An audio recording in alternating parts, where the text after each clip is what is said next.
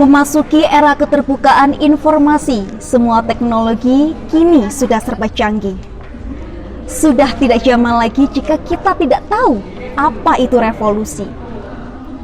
New media kini menjadi kebutuhan dan alat sebagai sumber pengembangan manusia. Kini banyak transformasi struktural dan fungsional yang berbeda. Media baru merupakan digitalisasi dari konsep yang manual, kini menjadi serba otomatis dan praktis.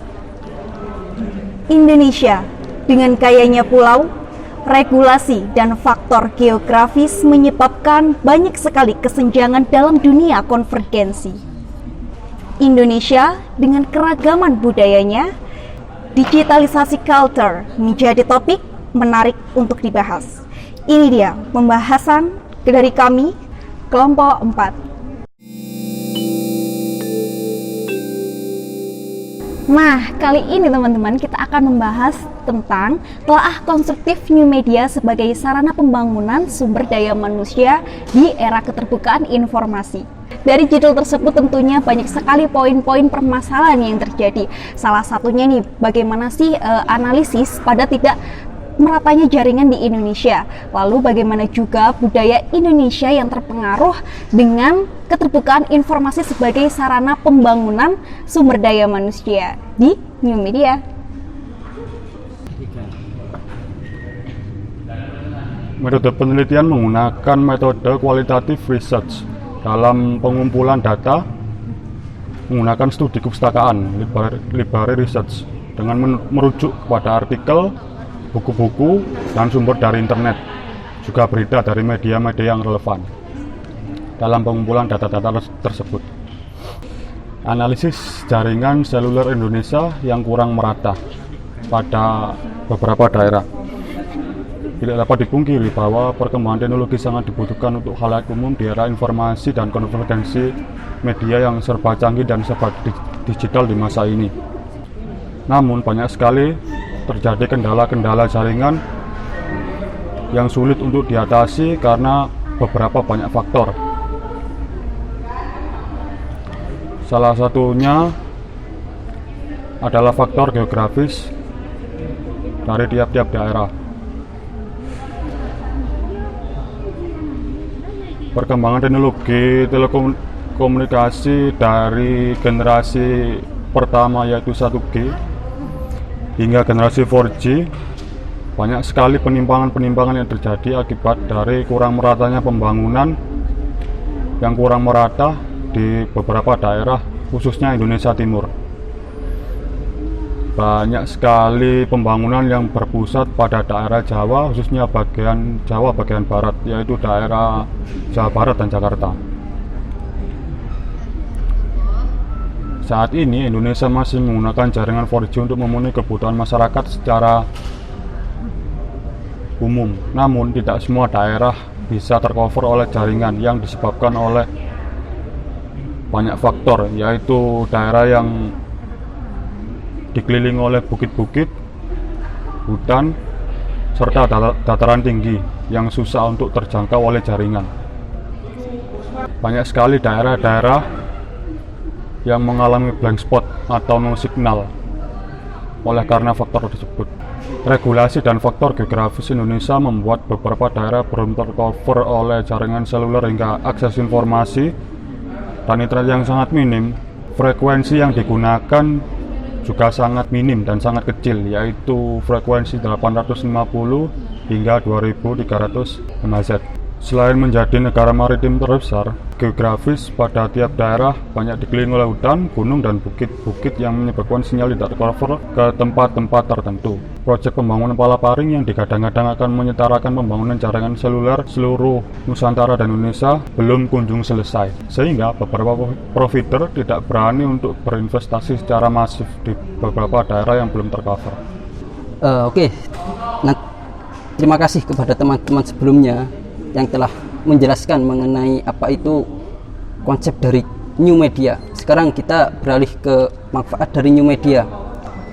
Kita telah ketahui bahwa new media sekarang ini dengan kecepatannya, dengan broadcastnya, dengan artikel-artikel yang melibatkan semua organisasi yang membuat kecepatan new media ini semakin cepat.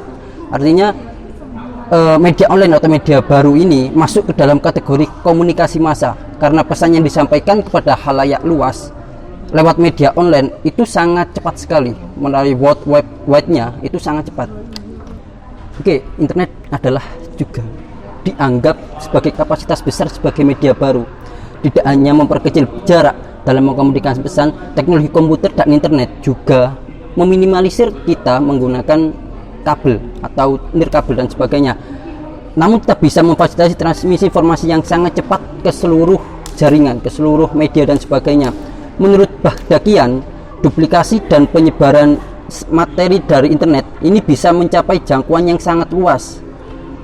Ini Bahdakian ini diterangkan pada bukunya di teori komunikasinya pada tahun 2004. Kemudian pihak yang mendapatkan kesebaran itu bisa menyebarkannya lagi pada orang-orang dan jaringannya dan seterusnya.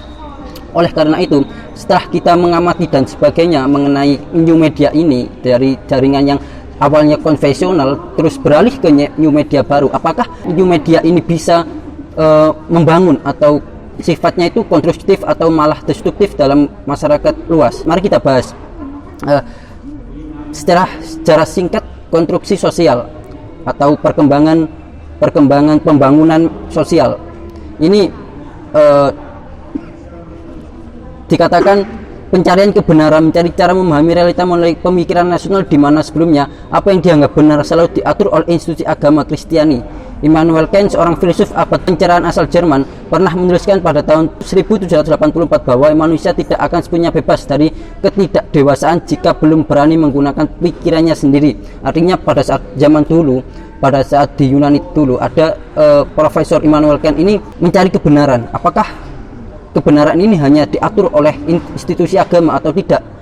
Malah Immanuel Kant menemukan jawabannya. Jawabannya adalah ketika kebenaran itu bisa ditemukan ketika kita bisa menggunakan logika kita dengan merdeka atau dengan bebas, seperti itu.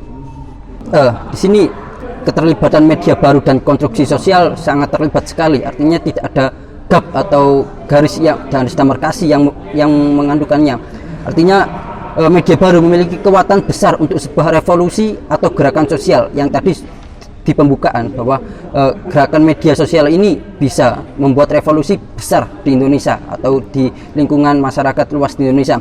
Selama ini yang lebih leluasa melakukan konstruksi atas realitas sosial adalah media massa, melakukan agenda setting dengan memosisikan dirinya berseberangan dengan penguasa atau sebaliknya, bertujuan menggunakan penguasa melalui teknologi, khususnya media baru. Setiap individu atau sekelompok orang bisa melakukan konstruksi realitas sosial, bahkan individu atau komunitas kecil bisa mengatasnamakan komunitas yang lebih besar. Artinya sebuah kelompok pada saat ini atau yang pengguna media sosial, penggiat media sosial itu sangat menjadi oposisi dari pemerintahan.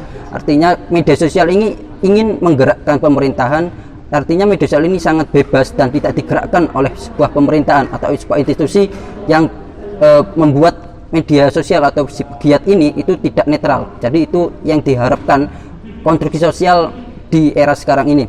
Secara fungsional, internet adalah media pertukaran informasi yang tidak jauh berbeda fungsinya dengan telepon, televisi, radio, koran, atau faksimiles. Karakteristik internet yang relatif murah, real time, borderless, dan mampu menyediakan ruang-ruang publik yang tidak dapat ditembus oleh otoritas penguasa membuatnya menjadi superior dibandingkan dengan media komunikasi arus utama. Artinya internet ini sekarang menjadi sebuah bahan, bisa jadi sebuah kebutuhan primer bagi orang-orang yang pekerjaannya atau apapun yang ditendensikan kepada internet. Artinya dia tidak bisa hidup dengan internet. Itu menjadi sebuah kebutuhan primer bahkan saat ini.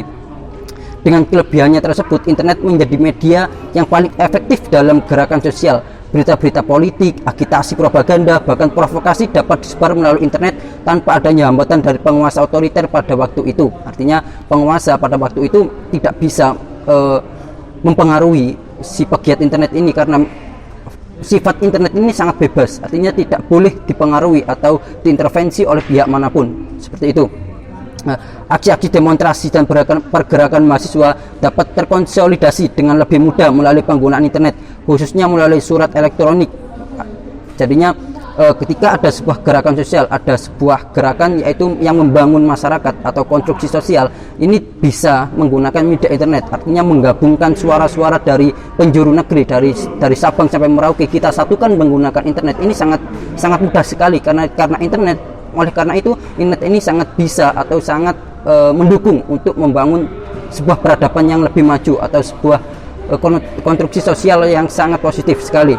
Oke, sekarang setelah kita memahami mengenai peran media, new media ini di era sekarang ini, di era informasi, keterbukaan informasi ini, dapat kita simpulkan bahwa media mempunyai pengaruh yang sangat kuat dalam pembentukan kognisi seseorang.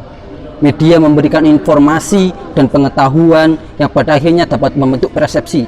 Perubahan budaya yang terjadi di dalam masyarakat tradisional lebih terbuka dan nilai-nilai yang bersifat homogen menuju pluralisme, nilai dan norma sosial merupakan salah satu dampak dari adanya globalisasi atau new media saat ini.